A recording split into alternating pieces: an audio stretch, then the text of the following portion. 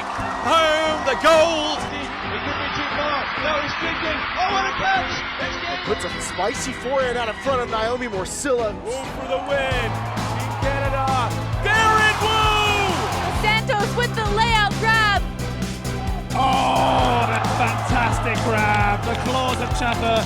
Canada just became the world champions. Yo, Canada and the rest of the world. You're listening to the Huckin podcast. I'm your host, Theo. Back from a 2-week hiatus. Hanging out in lovely Midwest America, Wisconsin to be specific. So that is why you may not have seen an episode last week. Was busy on the mic for 2 championships, so got to do D3 and D1. So D3 was fun in its own way, of course.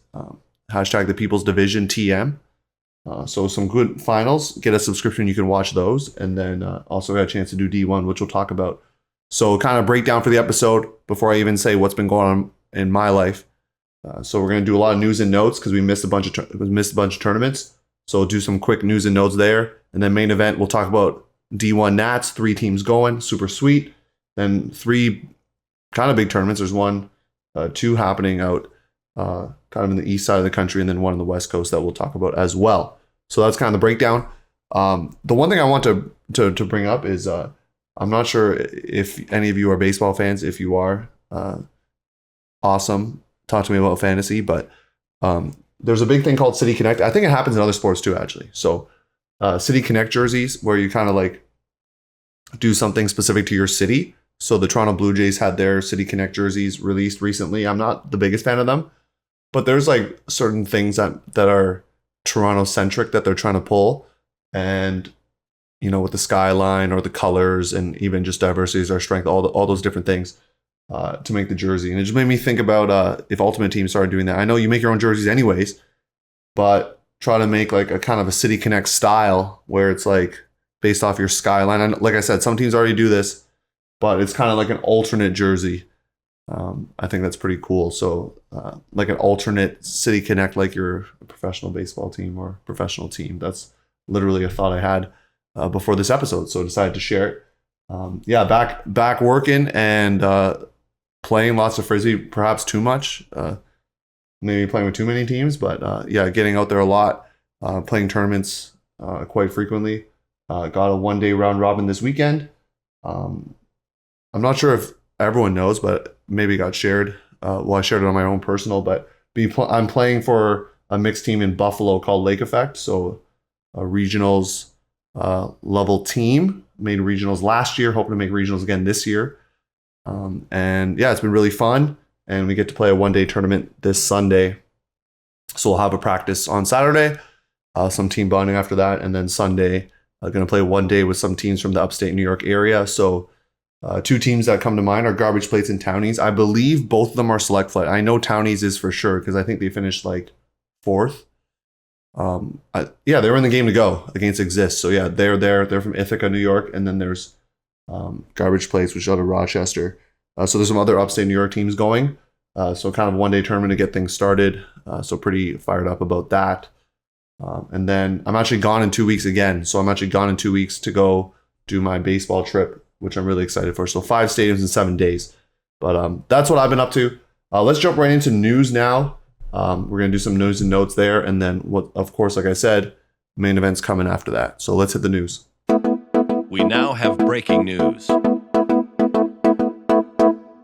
All right, so we're going to do it differently chronologically. We're going to go most recent to like the stuff we missed or I missed because of college nationals, okay? So we'll start with Flower Bowl. So that's this year it was hosted in Victoria.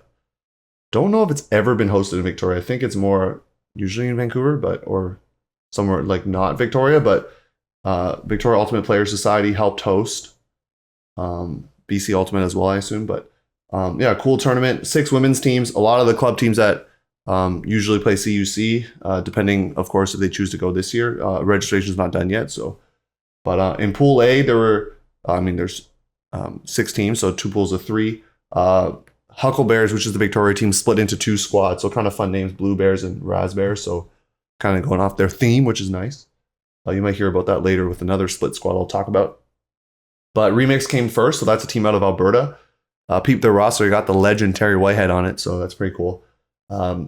They get first in the pool. They beat Drift 9-7. That score will be significant later. Blue Bears, they also suffer a close loss to Remix, but they come third in the pool. In Pool B, Raspberries take first in the pool. Radiant, a new team out of Richmond, BC, so that's not Vancouver. They came second, and then Drive, another Vancouver team, came third. In the semis, Drift defeats Blue Bears in semis before beating Remix, so that's why I said it was remember the score, because Remix beat Drift by 2, and then Drift beats Remix by 2 in the final. Remix had a big 15-2 win over Raspberries in the semis. But big W for Drift. They posted about it on their socials. They're proud of it, and why wouldn't you be? Good job for them getting the dub early season out here. Now, in the Open Division, there are 8 teams, 2 pools of 4. AFC Rumble. I'm just going to call them AFC. It's hard to call them Rumble, but I get it, branding. But AFC. And this year, I think, from what I've seen, it's more going to be like Edmonton, Calgary. I think they tried the A and B, and now I think it's more Edmonton, Calgary this year, because I see some of their players that would be on Rumble, like kind of on Whiskey Jacks this year. So Rumble goes 3-0 in pool play. Blackfish out of Vancouver second. There's a team called Seven Gills, formerly Ghost Train, out of Kirkland, Washington. They are also in this pool. Pool B, Victoria Surf 3-0, nice. A team called Pickleballin', a new hobby that many have taken up. They go 2-1. Whiskey Jacks goes 1-2. Surf and Seven Gills win their quarters. This is significant because Seven Gills actually went 0-3 in their pool, but they won a crossover with Whiskey Jacks, and then they beat Pickleballin' to kind of get to that spot. Blackfish and Rumble win their quarters, with Rumble winning their semi. Rumble actually beats Seven Gills, who fights back from 0-3 in pool play. That's pretty huge. You don't often see that, so big kudos to that team. Formerly, I've seen the Ghost Train tank tops before. They have like, it was like, I think Hal Hunter had it one time. It was like, it's Houston Rockets themed. So I don't know if they rebranded, so I don't know if it's the same jersey style, but I like going off of, NBA team logos or other team logos and using that. Seven Gills beat Surf 15-10 in the semis in that one. But Rumble takes it all. Surf comes third. Blackfish fourth. Nice to see that rivalry going, Nice to see that. So let's go into Mixed Easterns, and that's another tournament that happened recently. Of course, it's going to stir up debate amongst folks about a Canadian team is going down American Series. This tournament is not sanctioned, so you know how you need your 10 sanctioned games account towards getting bids for your section, region, etc., all that good stuff. This tournament does not count. If you open up the Sprocket roster on USAU's website, it's absolutely gigantic. I think there's gotta be 40 people on this thing. So anyways, spoiler alert, Sprocket does win, but hey, Canadian team's in the final. So let's go through it. So there's a Elite pool play and Classic. So we'll start with Elite. Crash out of KW. They go 2-1. So a good showing in pool play.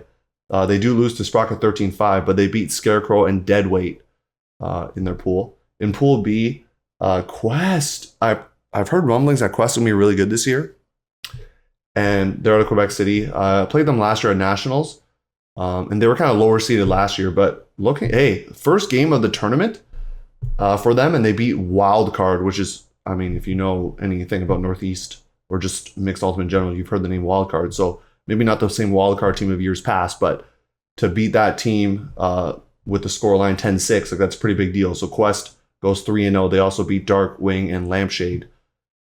So huge. And then 2 Canadian teams occupy Pool C, and the top of that pool, that's Ottawa Crank and Cold, the Quebec City Masters team. Crank goes 3-0, which is big for them. They both beat the Bowie Association, which is a team that was seeded higher than them, the 3rd seed overall. So Cold beats them 11-9. Killed, and then Ottawa Crank beats Bowie Association 13-5, so not really close. And then Red Fox and Spawn are also in Pool D, so 2 more Canadian teams. Spawn, I should know this. New Brunswick? Fredericton, Northeast Canada. Yeah, New Brunswick, I was right. I played them last year, should know that. And Red Fox out of Sherbrooke. They actually do the opposite of Crank and Cold, so they actually finished 3-4 in the pool. Spawn goes 1-2. Red Fox goes 0-3, unfortunately. Garbage Plate's the team I talked about earlier. finishes 3-0 in this pool. So there's also a crossover that happens, kind of people trying to fight in for the play-in and stuff. So Red Fox had to play a team called Tea Party to keep their top 8 alive, and they do win the crossover 13-4. So big W over there. And now, so there's a top 8 bracket, as I mentioned. Red Fox, that was just to stay in the elite, so they don't actually go in the top 8. That's just to stay in the elite. Of course, they went 0-3 in pool play, so that makes sense. So in the top 8, there are 1, 2, 3, 4 Canadian teams, so that's pretty cool. Cold, unfortunately, has to draw Sprocket, so they lose 14-10. And Crank and Crash, not regional rivals, I guess Ontario rivals, but they're not really in the same area. But Crank gets a W 15-11. Quest also wins their quarter, so that sets up Crank versus Quest. Crank gets the best of Quest 15-9. So Crank's in the final. They drop a really close game. Unsure if it was Uni, but they lose to Sprocket 12-11. That's huge. That's really big. I can't understate that. Or overstate it. One of the two. I can't stress how big that is. I know it's a trial tournament for some teams, but to play Sprocket that close is a really big deal. So Crank should be very proud of that. And Quest should also be proud of coming in third, defeating Garbage Plates 15-7. Crash finishes 6th.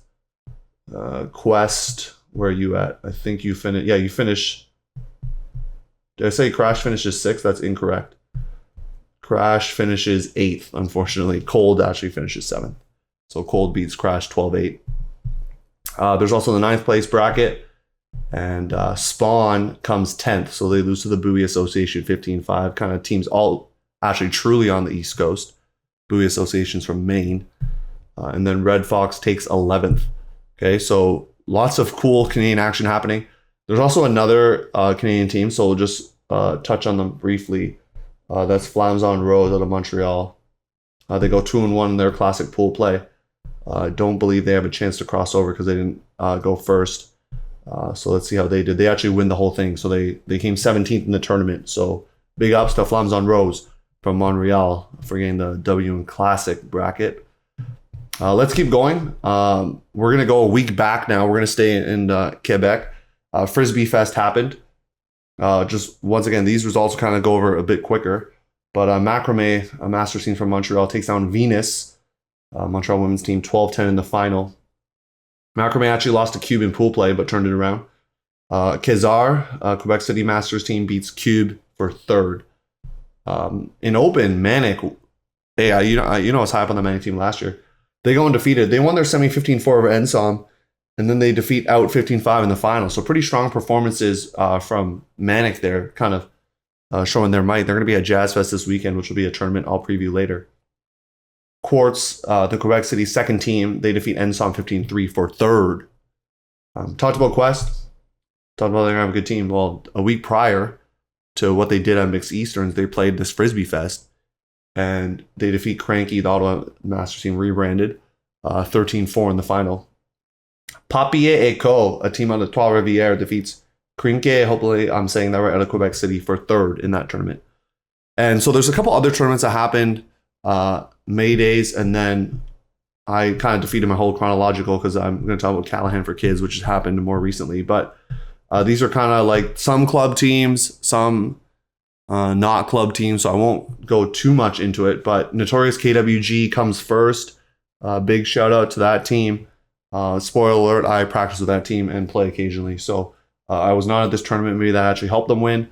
But they get first. They defeat Zen in the final, and that's a huge result for Zen. So big shout out to Zen for coming in second in this tournament. I don't think when people see that tournament, they would have thought that. Reset, a Toronto Mixed Masters team. Got some people with a lot of club experience. They get third over McFlick, which had some McMaster Uni players. They even have an Instagram for like a team that just sprung up. That's pretty cool. It's always fun. Let's talk Callahan for Kids. So there's Open Women's, no mix. There's Junior Women's and Junior Open. The thing cool about this tournament too is it's a one-dayer, but teams from Ottawa come. And so I think that just kind of increases the level of the tournament, especially because these junior teams are getting experience. Some of them, the top Ottawa teams will play, and also Toro will play in the adult. So in Open, a team called BHS, so that's Bowmanville High School. Shout out the Talons. They had club players. They got Hound, Go players. They got people you'll recognize. Jeff Powell made an appearance, kind of cool. Ryan Polas, Luke O'Meara, my boy Curtis Campbell. They win it all over GT. GT coming in second. Good result for them. They defeated the team that I was playing for, which was too bad in the semis. Ignite comes third, so that was tough L if you're a Too Bad fan. But if you're an Ottawa fan, you're stoked because Ignite gained some W's over some adult teams out here. They also crushed Toro 11-2 in the quarters, so I'm just putting on an observation of the juniors scene. In women's circa, Toronto Women's Grand Masters team gets first. I haven't heard of them, but I recognize a lot of the faces.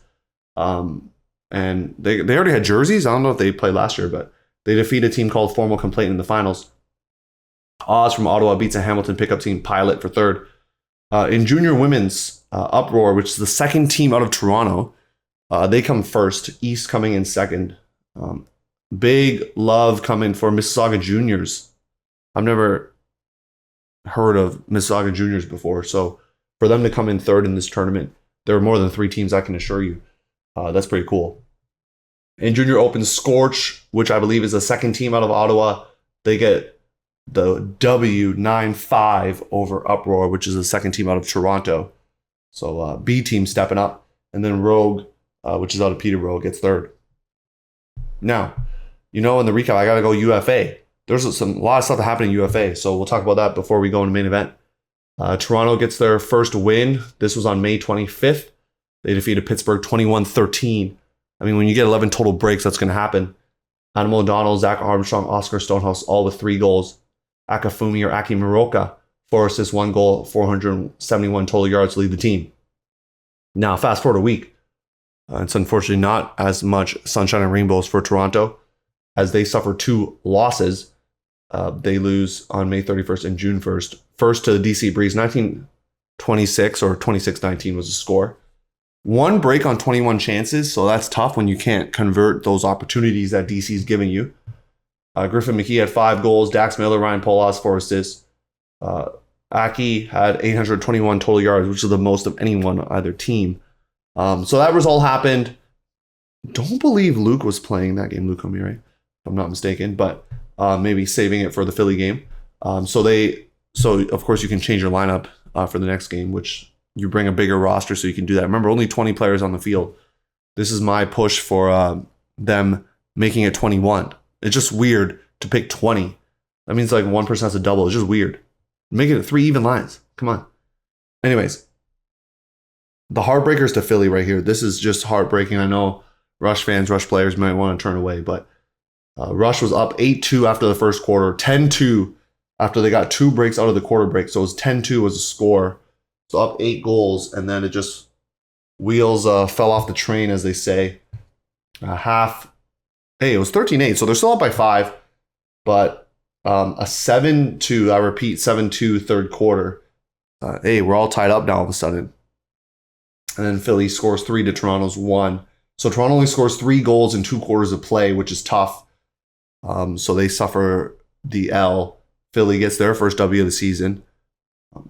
This is kind of one of those like tipping points of your season. This is going to fire everybody up. We're going to be really excited. Let's keep grinding. Or it's going to be like, man, we just let that go and we coughed it up and things kind of spiral downwards. So you kind of have, I mean, it's pretty easy to say that, but like you kind of have those 2 trajectories with a big heartbreaking loss like that. So we'll see how they respond. Aki leads with 488 yards, 3 assists, and a goal. They will take on a team that had double bye in Montreal.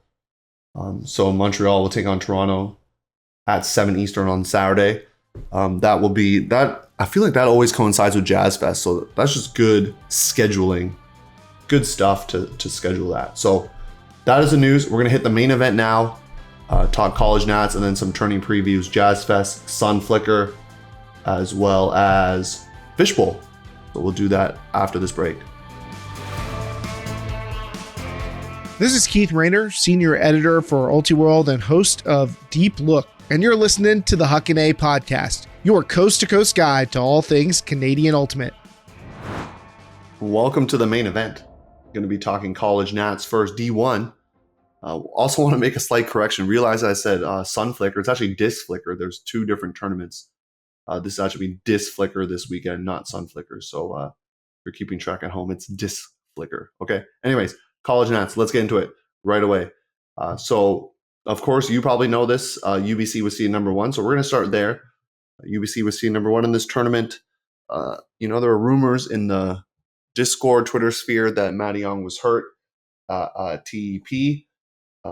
And so, people were wondering about that.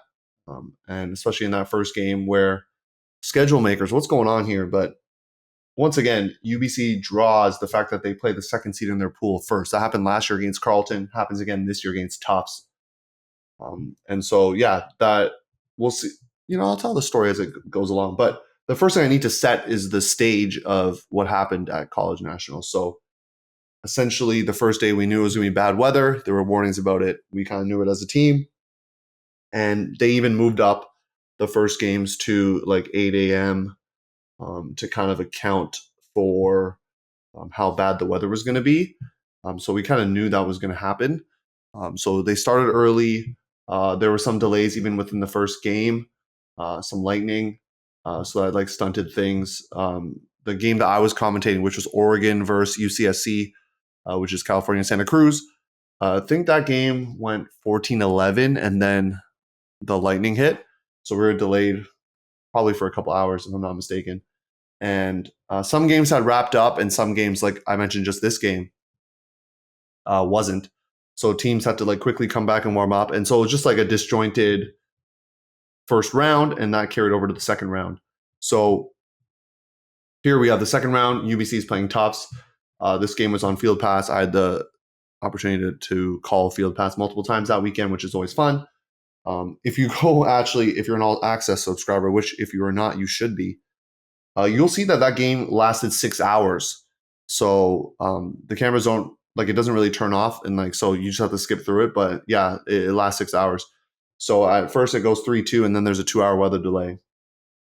Tufts goes up 7-6, so there's a delay again. So there's actually multiple delays. One that's almost 3 hours if I look at the game film properly. Matty Young gets on the field in that kind of after that second or that another delay there. There might have been 3 delays in this game if I remember correctly. But anyways, Tufts goes up 10-7, but UBC actually fights back. And yeah, Matty obviously isn't going to be 100%, but was presence out there is really important. And they actually fight back to get to Universe. But unfortunately, they get Tufts has an ill-advised hammer. UBC tries to work it out, but it gets blocked. And then I less in midfield. And then Tufts punches it in with a score. Kind of a nice grab for Emily Kemp there, who had a baller of a game. So that kind of sets UBC's run a little bit. It's set kind of the division in topsy-turvy land because the first seed goes down in the first game. They kind of go back on revenge tour a little bit because they beat Colorado State 15-9, UCSD 15-9, and UVic 15-4. The other thing with Friday that I forgot to mention is because there are only 2 rounds. We thought maybe they'd do a third round because of at night and stuff, but that's not possible. There are only 2 turf fields. Some of the fields were spread apart. They had to switch fields multiple times because during the weekend because some were just getting too wet.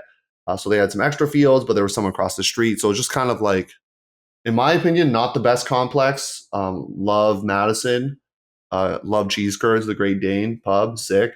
But overall, it was tougher. Even just to kind of watch multiple games, you have to travel pretty far. The Milwaukee complex for D3, I think things are a little bit closer. So I did enjoy that a little bit more. But anyways, so UBC does go like I said, revenge tour. UVic's also in this pool. They also had their game streamed with the delays as well in that same time slot. Unfortunately for them, it was not their best game. UCSD goes out 5-0. Abby Shields going off, multiple players too, but Erica Edgel had a good game, 2 assists, 3 goals. And watching it, she was trying to will the team back, but just not enough. They lost 15-8. But Edgel trying to get the team back, but kind of when you dig that hole, it's tough to get out of. UVic goes 1-3, so they do get a W over Colorado State 14-12. So there is a 3-way tie happening But UCSD, because UCSD lost to Colorado State 15-14 in the last game of pool play.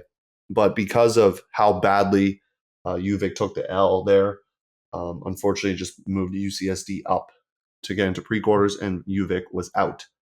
So now we have championship bracket. UBC, not a position they were probably thinking they were going to have to do. They're going to have to fight through the pre-quarters. So once again, this is also something unique. So on the Saturday, some teams had to play 4 games. So like I could think of, just off the top of my head, in men's, like Colorado had to. I think Carleton women's as well had to play 4 games. I'm just going to look quickly, if I'm not mistaken, because they didn't play. Yeah, they didn't play at all on Friday. So Carleton College women's, Syzygy, for example, had to play 4 games in one day. And so that's tough because normally college net's only 2 games a day with pre-quarters on the Saturday. So things got flipped around. You have pre-quarters on Saturday, all in the same round. So that's a little tough. Same thing with quarters. Normally they're actually split.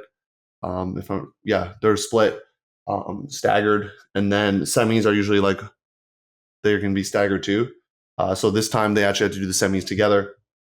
Super rainy. I called one of the great games I've seen. But yeah, we'll get to that. So anyways, UBC takes down UCSB 11-9. I think a little bit closer than many people thought, but UBC gets a W. It is rainy. It's a little bit windier. Like the conditions aren't great on this day, okay? Saturday was great, but the Sunday, it was tougher, which is when the bracket play was happening. So Vermont takes on UBC in quarters. Vermont's the 2 seed overall. They won all their games up to that point.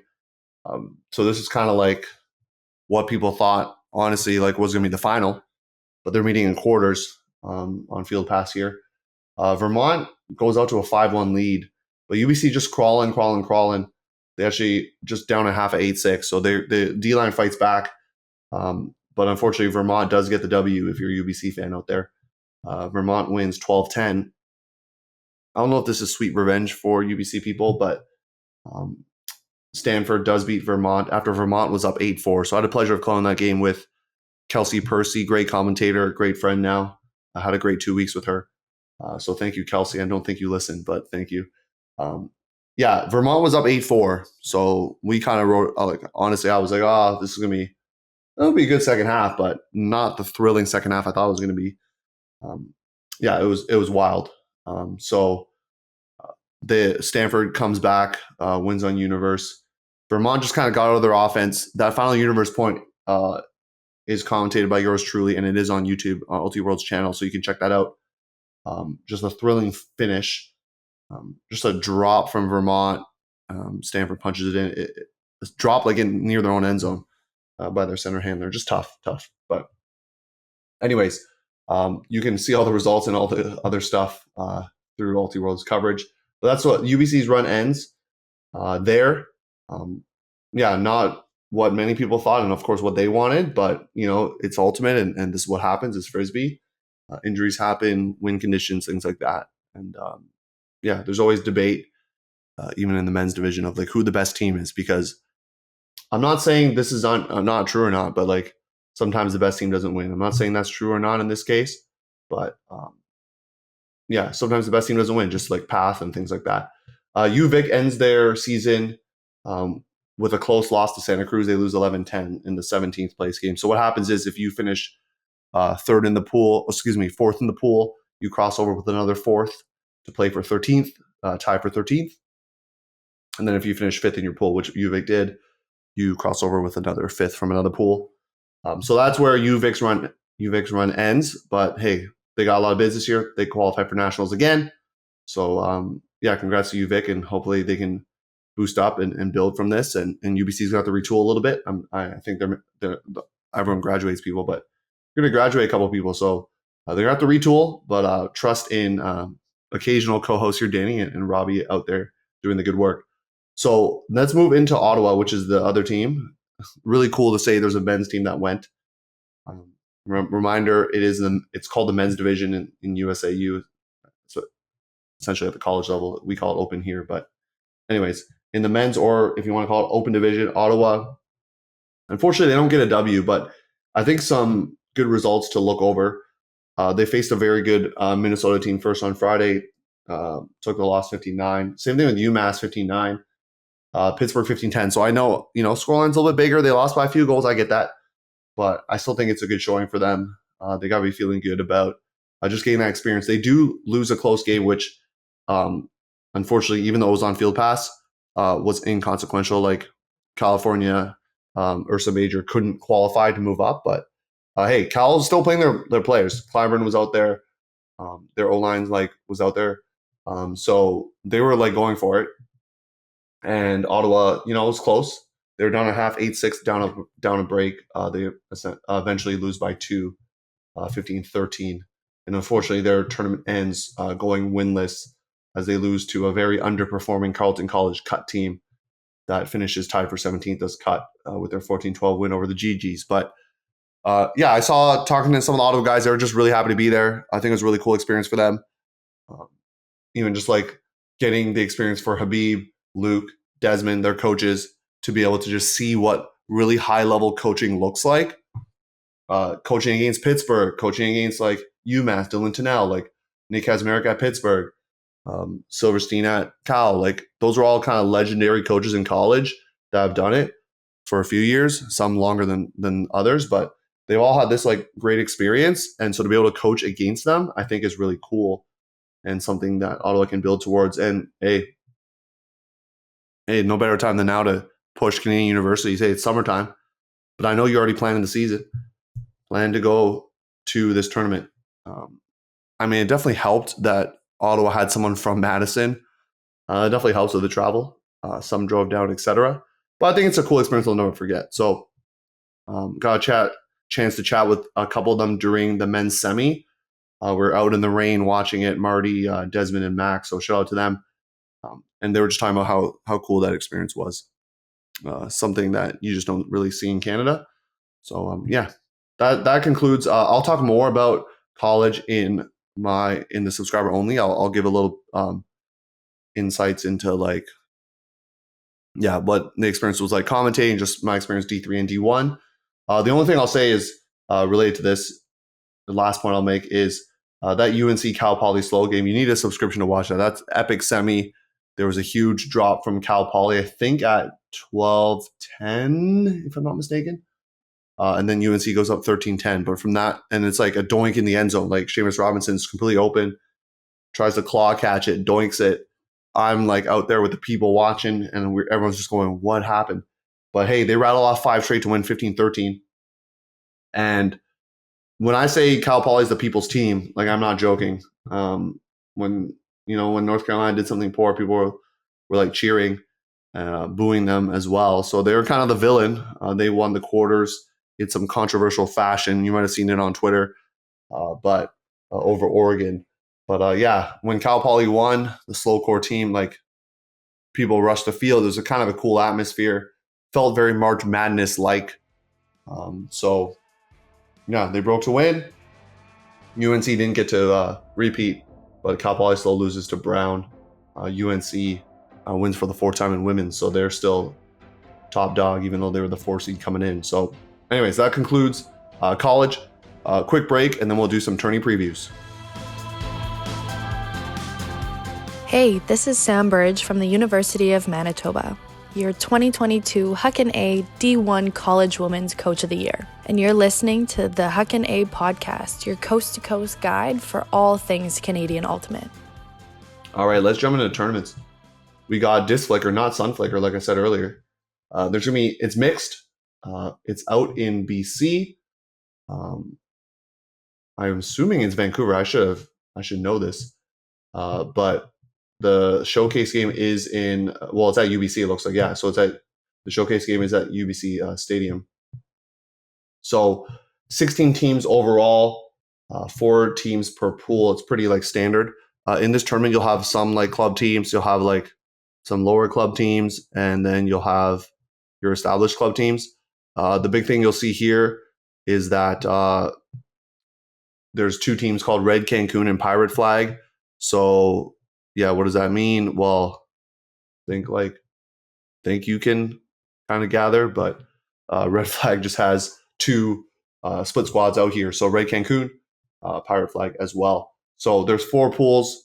I'll just go through them very quickly.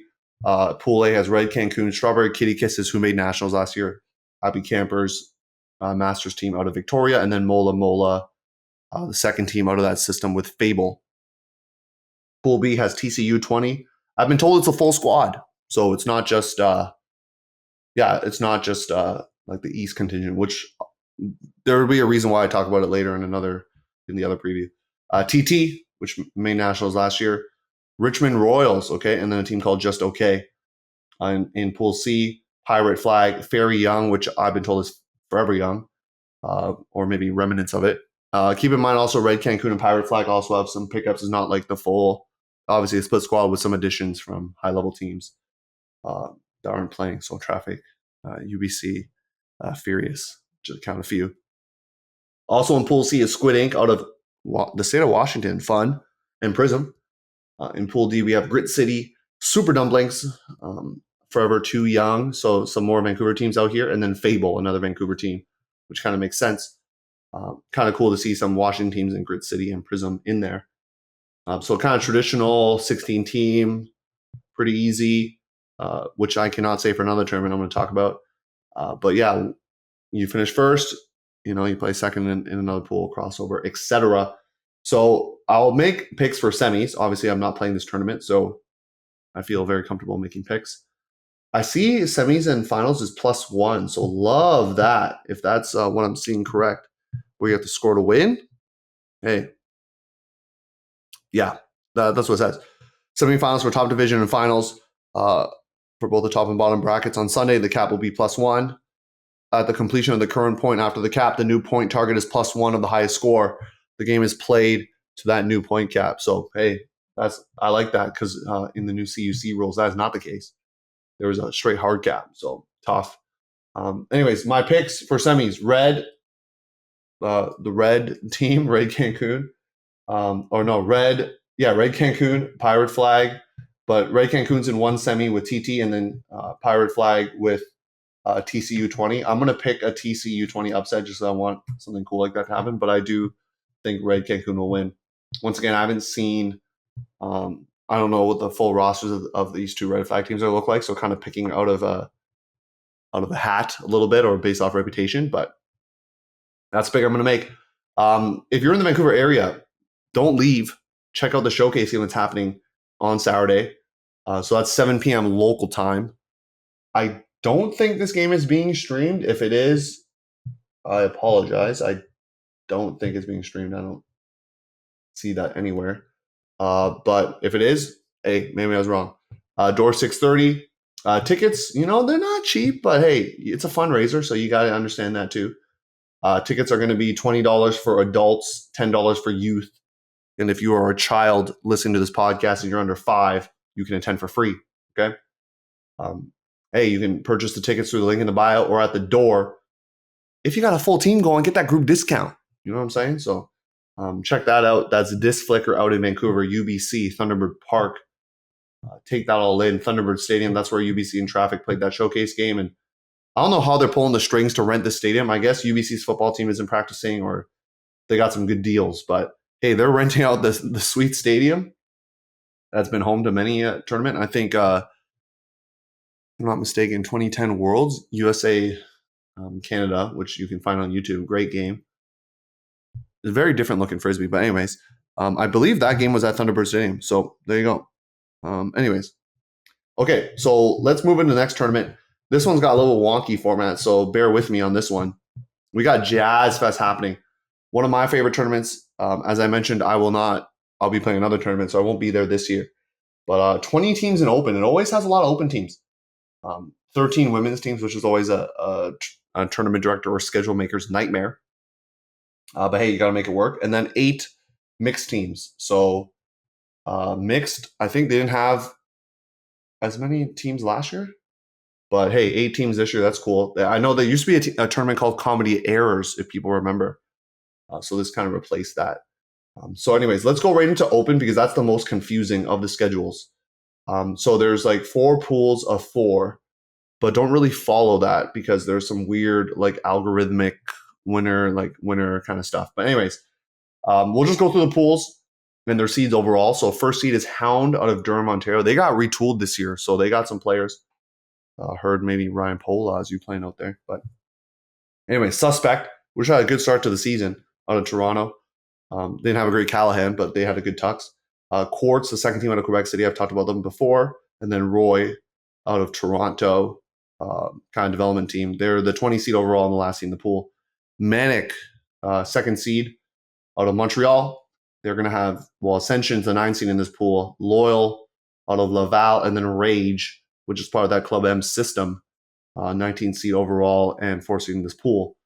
Pipe, which obviously did well at this tournament last year. They're third.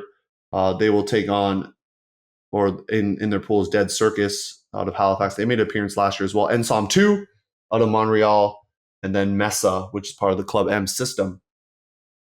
Quake out of Quebec City. You know, I've always been high up on Quake. Am I going to pick them again? You're going to find out. Ensom 1, Moby, what's up, out of Hamilton. Another team in those parts, Maverick, the 17 seed overall, 4 seed in the pool. Now we got out of Gatineau. They made the final a couple years ago, right? Because they lost a boat, if I remember. Quack, the 6 seed overall. They're the second team in this pool out of Quebec City. Masters. Phoenix. Nice. I'm not sure if they went last year, but nice. And then Magma, another Club M team. Okay. So those are your teams. And now, so the thing with this schedule is like, I gotta actually pull it up because it's slightly confusing. So essentially, you would think based off what I just said, that it's going to be,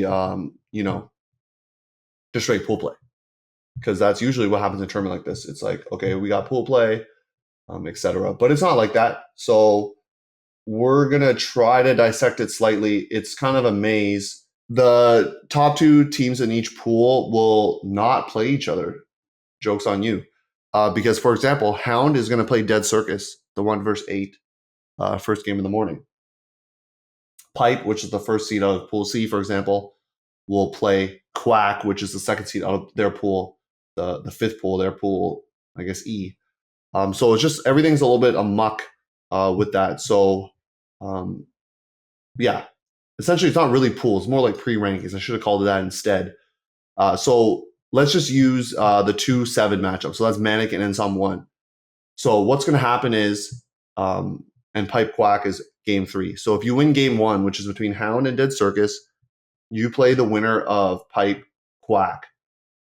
If you lose that game, then yeah, you play the winner. So let's say you lose game 3. Once again, this is going to be very confusing.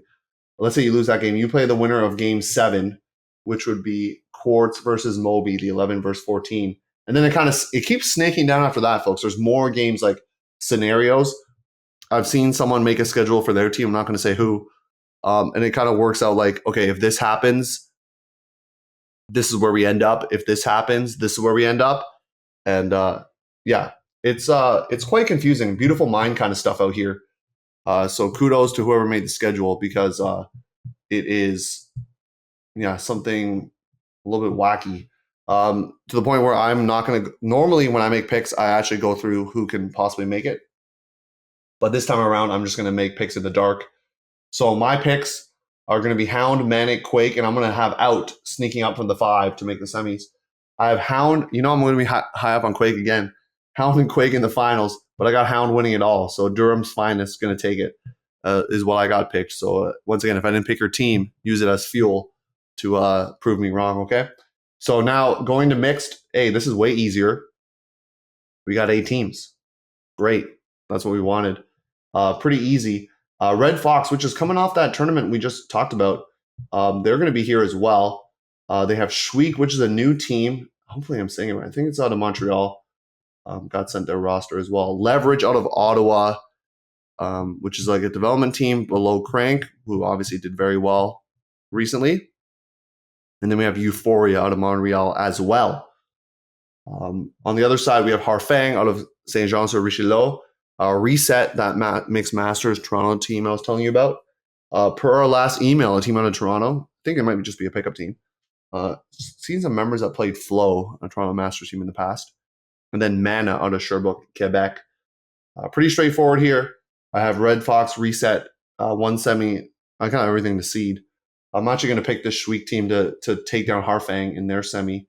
So it'll be them versus Red Fox in the final. But I got Red Fox winning. Red Fox, they got the moxie and experience. So I predict they're going to win. Now, women's a little bit tricky now because they actually have pools, and this is actually true pools.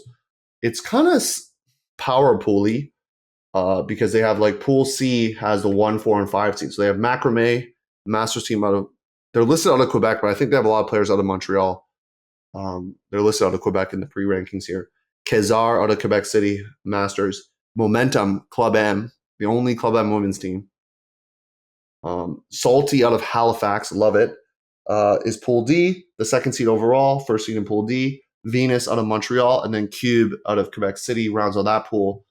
And then you have 7 through 13 seeds E and F, so they can fight back out of this. So that's Aguada out of Gatineau is the 7th seed. Lore out of Toronto making the trip to Montreal. Love that. Valkyrie below Venus in their system. They're the last team in that pool.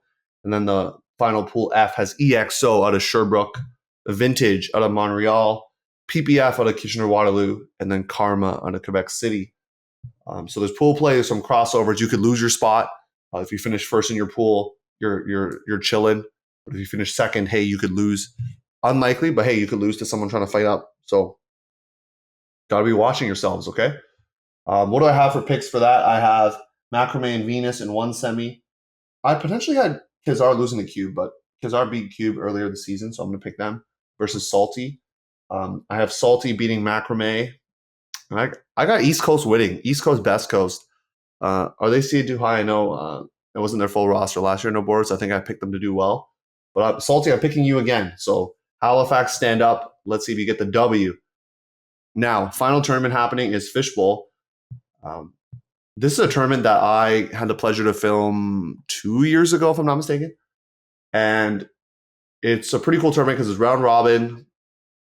Take the results with a grain of salt. That's what I know. I don't send Fisher's going to say to me. But cool tournament. This year, especially because they have Team Canada Masters, Women's Masters, Team Canada Women's. Been told East Coast contingent plus Winnipeg plus 1 West Coaster, so not the full team. Okay. TCU 20 is the full team women's. TC Women's Masters is the full team, is what I've been told. Yeah, that's what the birdies have told me. Okay. Other teams in this tournament are Iris, Sixers, which I don't need to really introduce those teams. Stella, I don't need to introduce. Sage or Sage, maybe I do need to introduce, but they are the Quebec Masters team. It means wise in French. Also, they got the flower theme similar to Iris, so hey, use that as you will. So there's a round robin that takes place 2 days. There's also the showcase, so I'll talk a little bit more about the showcase just to hype that up a little bit. So calling it kind of a roll court style, which kind of makes sense. So the first game will be 7 to 8:15. Whiff diff rules, by the way, folks. So they got to get themselves ready for the whiff diff rules. So they're going to play with that this weekend, or specifically in that game, those 2 games. So it is at Carleton University Tag Park. That's where the Outlaws used to play. And so you can, check out if you're there to go watch those games, get your tickets, all that good stuff. It will also be live streamed as well. There's going to be there's a jersey fundraiser they're running. So please hit that up as well. But like last year when there's a showcase, there will be a live stream happening. For the sake of people watching, I hope that the way, this is going to sound bad, but the way the camera is set up, they make sure it doesn't catch. Last time, I think there was a lot of, I'm not sure where it was set up, or just the whatever field, but there's just a lot of glare. It was really hard to see. So I'm hoping they can maybe, is it a different stadium? Maybe, but maybe they can change that so it's a little bit better of a viewing experience. But I feel like, with that being said, obviously it's cool that they're going to be live streaming it. Stay tuned to Ultimate Canada's page for links and stuff like that. And yeah, the live stream is actually on their link tree, so you can see it on their YouTube page as well. So that's loaded up. Okay.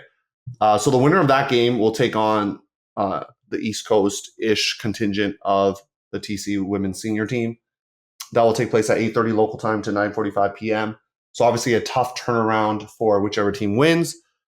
But hey, that's tournament style.